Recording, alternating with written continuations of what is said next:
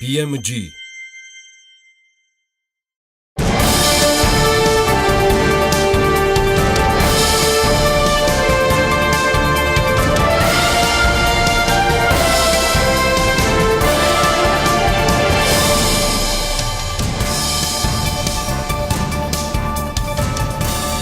საქმის საქმის კურსი დღის შემაჯამებელი გამოშვებით ბრუნდება ეთერში, რომელსაც ბექა ვაციკაძე გაუძღვება. ბოლო რამდენიმე კვირა ომეგა ჯგუფის საქმის საქართველოს პოლიტიკური თუ ეკონომიკური დღის წესრიგის ერთ-ერთ ტოპ თემას წარმოადგენს. სხვადასხვა ფარული ჩანაწერების შემდეგ გუშინ ომეგა ჯგუფის მფლობელი ზაზა ოქუაშვილი სატელევიზიო ინტერვიუც გავრცელდა, რომელშიც ბიზნესმენი ირწმუნება, რომ იმდროინდელი ბიზნეს ომბუდსმენის გიორგი გახარიას ეწოლით TBC ბანკმა რამდენიმე კანონის დარღვევით გასცა ომეგას დირექტორებზე 4 მილიონი ლარი და ეს თანხა ბანკშივე მათმა შეერაღებულმა პირებმა ჩამოართვეს, როგორც აღმასრულებელი ისე საკანონმდებლო ხელისუფლების წარმომადგენლები ოქუაშვილის ინტერვიუს სერიალად აფასებენ და ბიზნესზე ზეწოლის ფაქტებს კატეგორიულად გამორიცხავენ. განცხადება გავრცელა TBC ბანკმაც. თელარა გელანტია ცდილობდა დღის განმავლობაში მეტი დეტალის გარკვევას. თელარა საღამოშტობის გისმენთ რა გარკვია. საღამოშტობის ბექა დიახ საქმის კურსის პროფილიდან გამომდინარე ჩვენი ინტერესის საგანს პირველ რიგში მის გარკვევა წარმოადგენდა რამდენადაა ჭეშმარიტება რუსთავიორთან. ინტერვიუში ბიზნესმენ ოქუაშვილის მონათხრობით. ძალიან მოკლედ რომ მოვუყვეთ მაყურებელს ისტორია ინტერვიუს მიხედვით წინა მთავრობის პერიოდში ბიზნესმენის კომპანიისთვის მიყენებული ზარალი ახალმა ხელისუფლებამ 25 მილიონ ლარად შეაფასა. და პირადად ივანიშვილმა და მისმა ვიწრო გარემოცვამ ამ თანხის მიღებაში 4 მილიონი ლარი მოსთხოვა, ასე თქვა სამართლიანობის აღსადგენად. ბიზნესმენის მონაყოლის მიხედვითვე ამ თემაში იყო ჩართული ყოფილი პროკურორი ოთარ ფარცხალაძე, ოქუაშვილის დაქირავებული ლობისტი ლევან ყიფიანი, რომელიც ოქუაშვილის შეფასებით უკვე დღეს მთავრობის მოგზავნილი პირი აღმოჩნდა, თუმცა როგორც გავრცელებულია ინფორმაცია და ჩვენი ინფორმაციითაც ოქუაშვილი მას საკმაოდ სოლიდურ ხელფასს უხდიდა. მოკლედ იმ შეხვედრას, სადაც თამბაქოს მაგნატ ივანიშვილმა ფული მოსთხოვა, მისივე ინტერვიუს მიხედვით ესწრებოდნენ ივანიშვილის დეიდაშვილი, უჩა მამაცაშვილი, გიორგი გახარია და თავად ლევან ყიფიანი, როგორც ინტერვიუში იყო. დიახ, ოქუაშვილთან შეხვედრა დღეს ბიძინა ივანიშვილს დაადასტურა, მაგრამ კატეგორიულად უარყო 4 მილიონის მოთხოვნა და მოუწოდა ოქუაშვილს, რომ ამ შეხვედრის ჩანაწერის გამოქვეყნოს. დიახ, ბექა, ახალი ჩანაწერი ჯერ არ გამოქვეყნებულა, სადაც ასე ვთქვათ ისმის ივანიშვილის ხმა, მაგრამ გავრცელებული ინფორმაციით ოქუაშვილს ივანიშვილიც ყავს ფარულად ჩაწერილი. მოკლედ ისევ თემას რომ დავუბრუნდეთ, 4 მილიონი უნდა დაენახათ როგორც თავს ყველი, რომელიც რომ ცოტა დამშვიდებული იყვნენ ყვება ინტერვიუში ოქუაშვილი. სწორედ ამიტომ მისივე თქმით დაარსა შპს ოლიმპუსი ოფშორში და დირექტორება დანიშნა თავისივე ხალხი. ალექსანდრე ხაჩიშვილი და დავით ფანქველაშვილი ჩვენ ბიზნეს რეესტრში გადავამოწმეთ და ნამდვილად არსებობს ეს კომპანია შპს ოლიმპუსი, რომლის დირექტორებიც აღნიშნული პირები არიან. კომპანია პანამაში არეგისტრირებული და მფლობელია კორპორაცია White Point Investments. შპს 2016 წლის 19 აპრილსა არეგისტრირებული. ზაზა ოქუაშვილი ირწმუნება, რომ სწორედ ამ შპს ჩაურიცხა 4 მილიონი ლარი, საიდანაც შემდეგ 24 საათში TBC ბანკმა, რომელიც ოქუაშვილის თქმით იმყოფებოდა გიორგი გახარიას ეწოლის ქვეშ, დაიბარეს ბანკის ტოპ მენეჯმენტი ვახტანგ ბუცხრიკიძე და მამუკა ხაზარაძე და არასამუშაო საათებში 20 საათზე ბანკმა გასცა ეს თანხა. დღეს ტელეკომპანია იბერიამ გავრცელა მათი ინფორმაციით ამ გადარიცხვის დამადასტურებელი ქვითრებით, რომელიც 21 და 22 აპრილითაა დათარიღებული. კომპანია კი როგორც უკვე ვთქვით 19 აპრილსაა რეგისტრირებული და როგორც ომეგა ჯგუფის გენერალური დირექტორი აცხადებს, როცა ასეთი დიდი თანხის ქეშად გამოტანა ხდებოდა, TBC ბანკს უნდა გადაემოწმებინა ვინ იდგა ოფშორში რეგისტრირებული კომპანიის უკან. საუბრობდა და რომელსაც ესწრებოდა მისი კომპანია, რომელსაც გახსნის ანგარიშს ნებისმიერი იურიდიული პირი ბანკში, ბანკი ვალდებული არის, რომ გადაამოწმოს ვინ არის ამ კომპანიის უკან. და პირველი რეგისტრაციიდან პირველი 90 დღის განმავლობაში ნებისმიერი ტრანზაქცია ექვემდებარება ასეთ მონიტორინგსა და აუდიტს. დაიმახსოვრეთ კარგად, 19 აპრილს მოხდა კომპანიის რეგისტრაცია, თანხის გატანა მოხდა 21 და 22 აპრილს. თავის მხრივ TBC ბანკი ზაზა ოქუაშვილის მიერ გუშინ გაკეთებულ განცხადებას საპასუხო წერილობითი განცხადებით გამოეხმაურა. ბატონი ოქუაშვილის განცხადებასთან დაკავშირებით TBC ბანკი განმარტავს, რომ ბანკში ყველა ტრანზაქცია სრულდება სამუშაო საათებში, კლიენტის ანგარიშების გახსნისა და წარმოების ყველა წესის დაცვით. TBC ბანკს გააჩნია კანონიერი ვალდებულება დაიცვას კლიენტის პერსონალური მონაცემები და საბანკო საიდუმლოება, ამიტომ ბანკის მხრიდან დაუშვებელია კონკრეტული ტრანზაქციისა და კლიენტის შესახებ დეტალების გასაჯაროვება.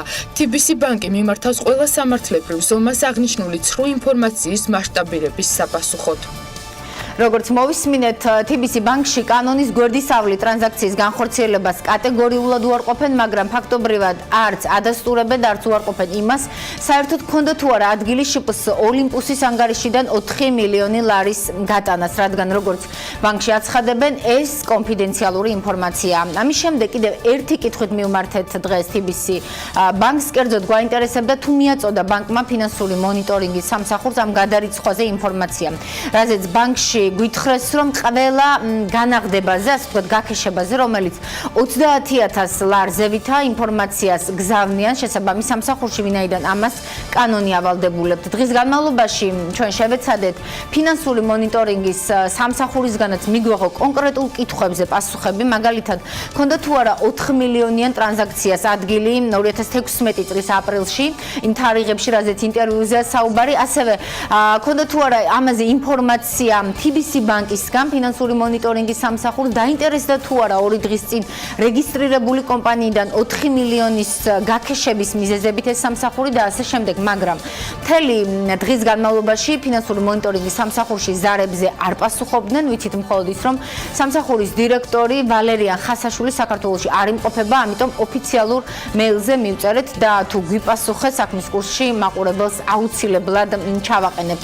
უკანონო შემოსავლის ლეგალიზაციის აღკვეთის ხელშეწყობის კანონის მიხედვით კი არანაკლებ 6 წლის განმავლობაში მონიტორინგის სამსახურმა უნდა შეინახოს ინფორმაცია ანგარიშგებაზე, ამიტომ წესით უნდა გქონდეთ შესაბამისი დოკუმენტაცია ამ სამსახურში. იმედია, რომ ფინანსური მონიტორინგის სამსახური გამოვა ხაზზე და მან მეილით ან იმედი ვიქონიათ ბექა, რადგან კითხვა ძალიან ბევრია და არა მხოლოდ 4 მილიონი ლარის განაღდებაზე, არამედ იმაზე, ვინ წაიღო შემდეგ რეალურად ეს თანხა. ზაზა ოქუაშვილმა ინტერვიუში ახსენა გუშინ საქართველოს ბანკი და ირაკლი გილაურიც, როგორც მისი თქმით, ივანიშვილის მიერ გამოჭერილი ბიზნესმენი. დღეს კი ომეგა ჯგუფის მფლობელის განცხადებას კიდევ ერთხელ გამოეხმაურა საქართველოს ბანკი.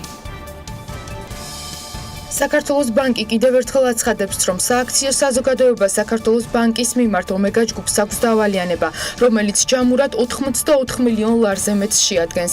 ომეგა ჯგუფი ბანკის მიმართ ვალდებულებებს 2016 წლიდან მოყოლებული არ ასრულებს და ამ დავალიანებასთან დაკავშირებით სასამართლოში მიმდინარეობს დავა. ომეგა ჯგუფის წარმომადგენლები მიზანმიმართული ქმედებებით მაქსიმალურად ცდილობენ სასამართლო პროცესის გაჭიანურებას.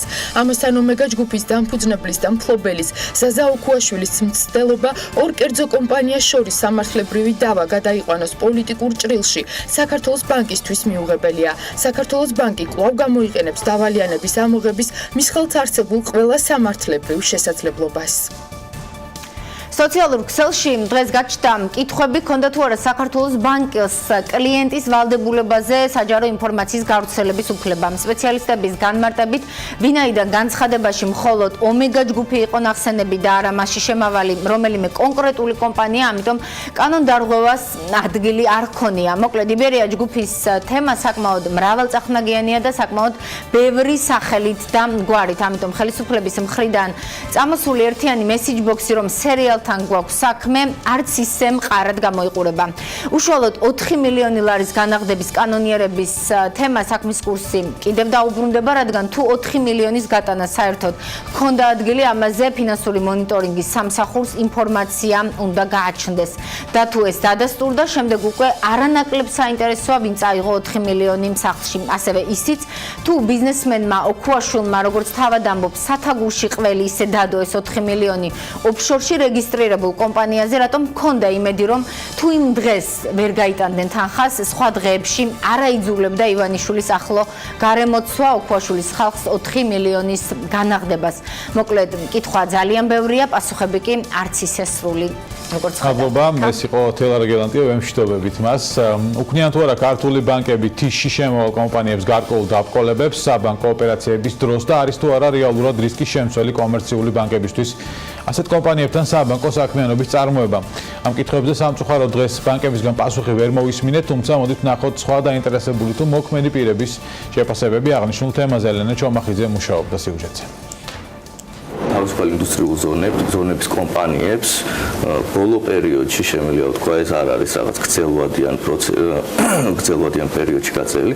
ბოლო პერიოდში არის ეს ტრენდი, რომ ზუსტად თავიანთი საერთაშორისო ფინანსური ოპერაციების კუთხით ექმნებათ გარკვეული წინააღმდეგობები. არის თუ არა კომერციული ბანკებისთვის თავისუფალი ინდუსტრიული ზონის კომპანიების საქმიანობა მაღალი რისკის შემცველი და რამდენად გამართლებულია მათი მხრიდან თიზის კომპანიებისთვის გარკვეული ბარიერების წარმოქმნა. საერთაშორისო სავაჭრო პალატის საგადასახადო კომიტეტის თავმჯდომარე აცხადებს, რომ თავისუფალი ინდუსტრიული ზონების კომპანიებთან მიმართებით მოქმედი ბანკების სკეპტიკურმა დამოკიდებულებამ ბოლო პერიოდში ტენდენციის სახე მიიღო. გაფრინდაშვილის შეფასებით, კომპანიების მიმართ ბანკები ისეთ მოთხოვნებს აყენებენ, რის შესრულებაც პრაქტიკულად შეუძლებელია და ეს ყველა იმ ძირითადი და დომინანტი ბანკის მიერ ხდება, რომელიც საქართველოს ბაზარზეა წარმოდგენილი. გარკვეული წინააღმდეგობების არსებობას ადასტურებს ქუთაისის თიზის აღმასრულებელი დირექტორი. სოსო ნიბლაძის განმარტებით, ისეთ კომპანიებზე, რომლებსაც საქართველოში არანაირი ბაზა არ გააჩნიათ, ბანკების მხრიდან განსაკუთრებული ყურადღებაა გამახვილებული და საბანკო ოპერაციების დროს მათგან დამატებით დოკუმენტაციას ითხოვენ. რაც ნიბლაძის აზრით, ერთი მხრივ გამართლებულია, თუმცა თიზის კომპანიების საქმიანობაში რისკ ფაქტორების არსებობას გამორიცხავს და ცალსახად არ ეთანხმება ამ მიზეზით მათ დისკრიმინაციულ პოზიციაში ჩაყენებას ბანკების მხრიდან. წინააღმდეგები ვართ იმისი, რომ თიზი იყოს შეფასებაში რაღაცა უფრო რისკის მაყრებელი, ვიდრე საქართველოში რეგისტრირებული ჩვეულებრივი კომპანია. ბანკებს შესაძლებელია ჰქონდეს ესეთი წარმოდგენა, რომ თიზის კომპანია თიზის კომპანია უფრო მეტ რისკს შეიცავს, ვიდრე საქართველოში რეგისტრირებული კომპანია. რეალურად თიზის კომპანია საქართველოში რეგისტრირებული კომპანია განსხვავება უბრალოდ ერთია, რომ ოდნავ შედარებით ოდნავ გაუმჯობესებული საგადასახადო რეჟიმი აქვს თიზის კომპანიას. მაგრამ ეს რა თქმა უნდა არ აძლევს ბანკს იმის უფლებას, რომ ჩათვალოს, რომ თიზი ზოგადად არის რისკი. სოსო ნიბლაძის თქმით, საქართველოში მოქმედი თიზები ძალიან დიდ ენერგიასა და ფინანსურ რესურსს ხარჯავენ იმისთვის, რომ უცხოური კომპანიები მოიზიდონ და საქართველო ეტაპობრივად სავაჭრო და ლოგისტიკურ ჰაბად გადაიქცეს მსგავსად დუბაისა. ამისათვის კი ქუთაისის თიზის აღმასრულებელი დირექტორის თქმით, არსებული კანონმდებლობის შეცვლა და დახვეწა აუცილებელი. კანონმდებლობა არის მოძველებული და არის სამუშაო აუცილებლად. პრობლემა არის უკვე 4%-იანი გადასახადი, რომელიც იბურებს ასე იგი წარმოებას დეველოპერს, ასე თქვა, შიგნის შენებლობის ხარჯებს. იმიტომ რომ 4% ედება ყველა იმ პროდუქციას, რომელიც შექმნილი საქართველოსთან თიშში. ეს არ არის მნიშვნელობა, ეს არის ნედლეული ძირითადი საშუალება, საექსპორტო საშუალება თუ ასე შემდეგ. თიზების განვითარებისთვის ჩვენ თუ თulit რომ ქვეყანას სჭირდება თიზები, შესაბამისი კანონმდებლობაც უნდა იყოს. არსებული საბანკო გართულებების კვალდაკვალ თიზები მზად არიან ეფექტიანი კოორდინაციისა და გამჭვირვალობის მისაღწევად მაქსიმალურად მჭიდროდ ითანამშრომლონ კომერციულ ბანკებთან და ყველა შესაბამის უწყებასთან. საქართველოს კონსტიტუციაში ცვლილებების შეტანის შემდეგ დადგინდა, რომ საქართველოს სასოფლო-სამეურნეო დანიშნულების მიწის მფლობელი მხოლოდ საქართველოს მოქალაქეები ან სახელმწიფო უნდა იყვნენ. კონსტიტუციაში, რომელშიც საბოლოო ცვლილებები მიმდინარე წლის მარტში შევიდა, ჩაიწერა, რომ გამონაკლისის შემთხვევები შეიძლება დადგინდეს ორგანული კანონით. ორგანული კანონის მიღებას კი უკვე თვეები ელოდება კერძო სექტორი. უნდა ითქვას, რომ მის შემუშავებაში აქტიურ ჩართულობას თავის დროზე ინვესტორთა საბჭოც ითხოვდა, შენიშვნები ჰქონდა ბიზნეს ომბუდსმენსაც. საქმე ისაა, რომ ახალი კანონის ამოქმედებამდე უცხოელებზე მიწის მიყიდვაზე ქვეყანაში მორატორიუმია გამოცხადებული, რამაც როგორც პარლამენტშიც აღნიშნავენ, პრობლემები უკვე შექმნა. სალომე მეცხარიშვილი გვერდდება თემის დეტალებით, სალომე საღამოში დოქის.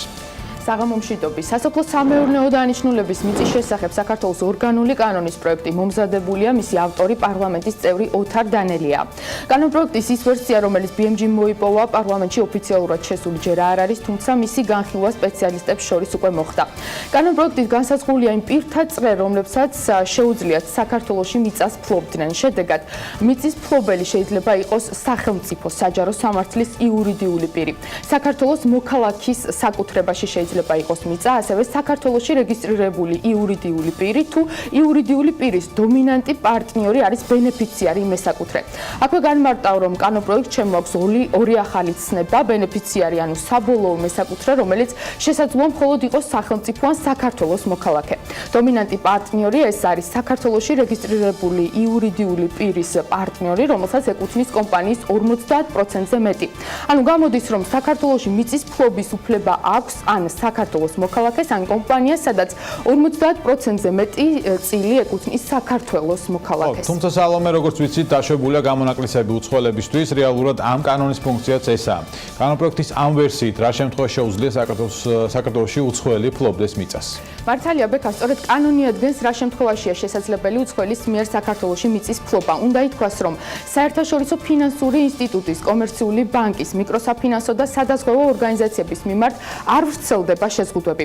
კანონპროექტის მიხედვით უცხოეთის მოქალაქეს შესაძლოა ფლობდეს მიწას, თუ მიწა მიიღო მემკვიდრეობით, ან სასოფლო-სამეურნეო დანიშნულების მიწაზე წარმოეშვა მართლზომიერი მფლობელობის უფლება. ამ მიმართულებით არის საინტერესო დეტალი, როგორ უნდა მოიპოვოს პირმა მართლზომიერი მფლობელობის უფლება. მის მისაღებად უცხოეთის მოქალაქეს საქართველოს მთავრობის გადაწყვეტილება დასჭირდება. ამისთვის კი ის მთავრობას საინვესტიციო გეგმას წარუდგენს. თუ გეგმით გათვალისწინებული პირობები არ შესრულდება, უცხოეთის მოქალაქე ვალდებულია 1 წლის ვადაში გაასხვისოს მიწის ნაკვეთი. უცხოელს, რომელსაც გააჩნია მუდმივი ცხოვრების ან საინვესტიციო ბინადრობის ნებართვა, ვალდებულია 2 წლის განმავლობაში გაასხვისოს მიწა, გარდა საკარმიდამო მიწის ნაკვეთისა, თუ არ დაამუშავებს ამ მიწას.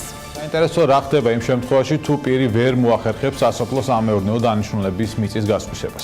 ამ შემთხვევაში მან ვადის გასვლიდან 1 თვეში უნდა მიმართოს ეკონომიკის სამინისტროს სასოფლო-სამეურნეო დანიშნულების მიწის ნაკვეთის სახელმწიფო საკუთრებაში გადასვლის მიზნით.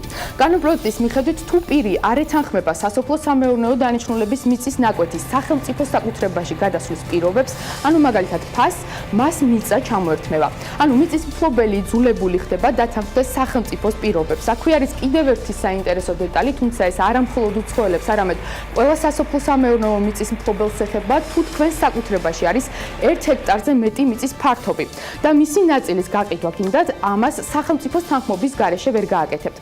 სახელმწიფოს არგუმენტია, რომ მიწის რეფორმის შედეგად მიწის მცირე ნაკვეთებად ფრაგმენტაცია მოხდა, რაც მნიშვნელოვნად ამცირებს მის ეკონომიკურ სარგებლიანობას. ამიტომ მათი თქმით აუცილებელია მიწების კონსოლიდაცია, თავიდან იქნეს აცილებული დამატებითი ფრაგმენტაცია.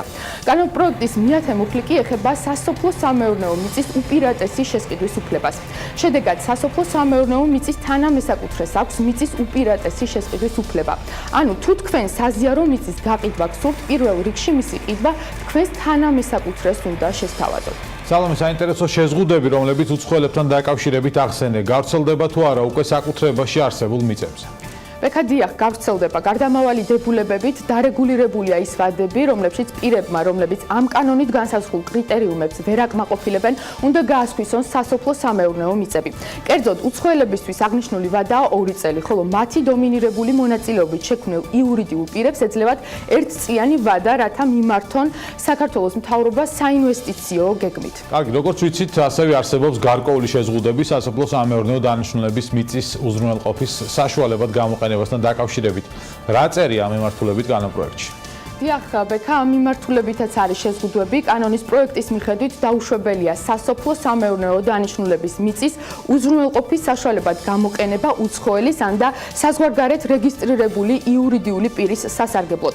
ასევე იკრძალება იურიდიული პირის მიერ წილის იმოდენობით გაყიდვა, რომლის შედეგადაც წილის 50%-ზე მეტი შესაძლოა გახდეს უცხოელი ან უცხოური საწარმო.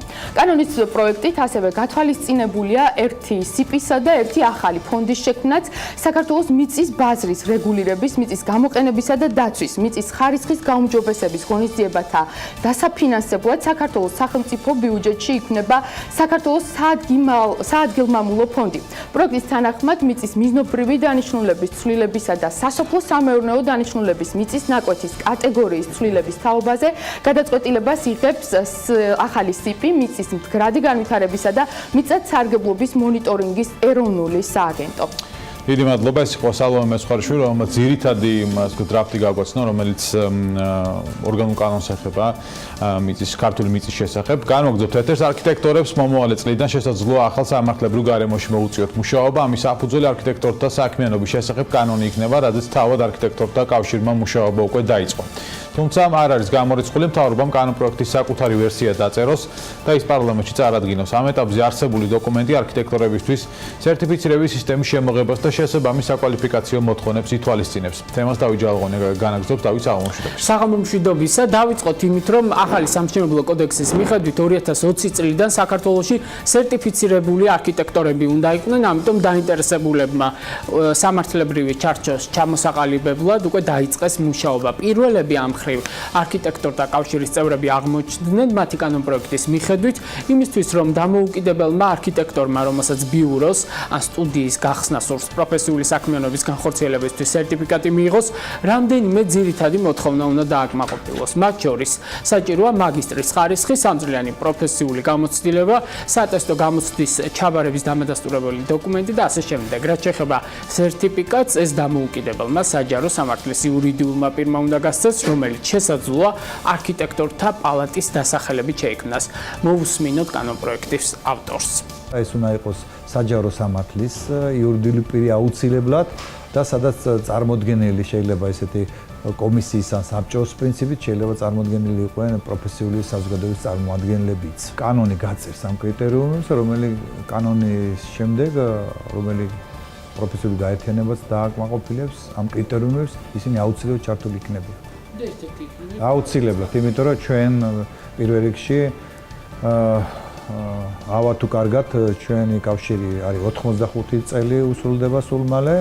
კიდევ ერთი მნიშვნელოვანი სიახლე, რაც კანონპროექტშია მოცემული, არქიტექტორების პროფესიული საქმიანობის სავალდებულო დაზღვევას ეხება. როგორც დავით აბულაძე ამბობს, შესაბამისი თანხა ამ სადაზღვევო მომსახურებისთვის თავად არქიტექტორმა უნდა გადაიხადოს და ამ გზით დააზღვიოს ის რისკები, რაც პროექტის გაკეთების შემდეგ შეიძლება აღმოჩნდეს. პრაქტიკაში შეიძლება ეს იყოს კონკრეტული, ინდივიდუალური, ესა თუ დაუშვათ მე საფრთხე შეიძლება დავაპროექტე იმდაგვარი, სადაც განათებულების და ინსტალაციის სანიტარული ნორმები არ არის დაცული და მასში გარემო არაჯანსაღი აღმოჩნდა ცხოვრებისათვის. რატომ არის კარგი დაზღვევა?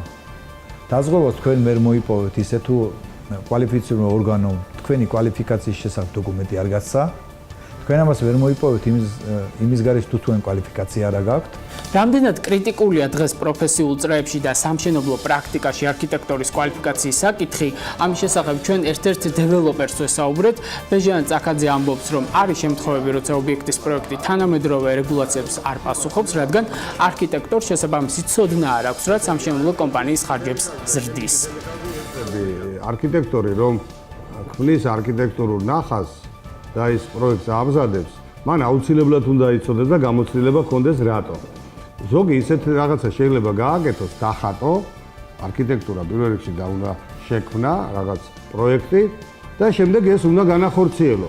ხშირია ხოლმე შემთხვევა, როცა ჩვენ გადაკეთება გვიხდება, იმიტომ რომ კონსტრუქციულად იმის გადაწყვეტა ძალიან რთული ხდება. ასევე უნდა იცოდეს ეხლა გამოსული 51 დადგენილება, ეგრეთ წოდებული უსაფრთხოების საკითხები, ვარ შეიძლება 15-20 სართულიანი სახლი ააშენოს და ერთი კიბის უჯრედი დადოს, იმიტომ რომ 51 დადგენილება მოითხოვს, რომ იქ უნდა იყოს 2 კიბის უჯრედი. ასეთ ნიუანსებში აუცილებლად უნდა ერკვევოდეს.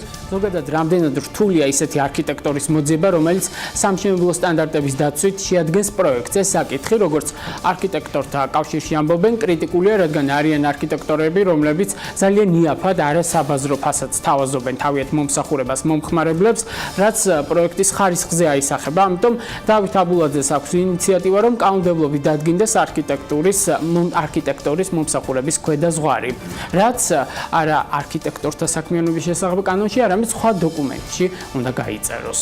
ჩვენ მუშაობთ, რომ შევმუშაოთ მინიმალური სახონორო სისტემა, რომლის ასე თქვათ, ქვემოთ ჩავთვლით, რომ პროდუქტი არის, ასე თქვათ, არ შეიძლება ხო არის რაღაც, რომლის ღირებულების მიღმა არ შეიძლება ესე თუ ის სერვისის განახორციელო კვალიფიციურად.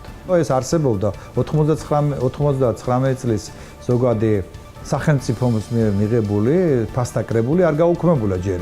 ჯერჯერობით ისედაც გვაქვს დაახლოებით ასე შეიძლება ჩვენ დავერხოთ. არქიტექტორების მომსახურების მინიმალურ საფასურზე საუბარი ჯერ მაინც ადრეა, რაც შეეხება სერტიფიცირებას. არქიტექტორთა კავშირი კანონპროექტს პარლამენტს ალბათ ამთვის განმავლობაში წარუდგენს და გავიგებთ, რამდენად გაიზიარებს საპარლამენტო უმრავლესობა თავად პროფესიული კავშირის იდეებს.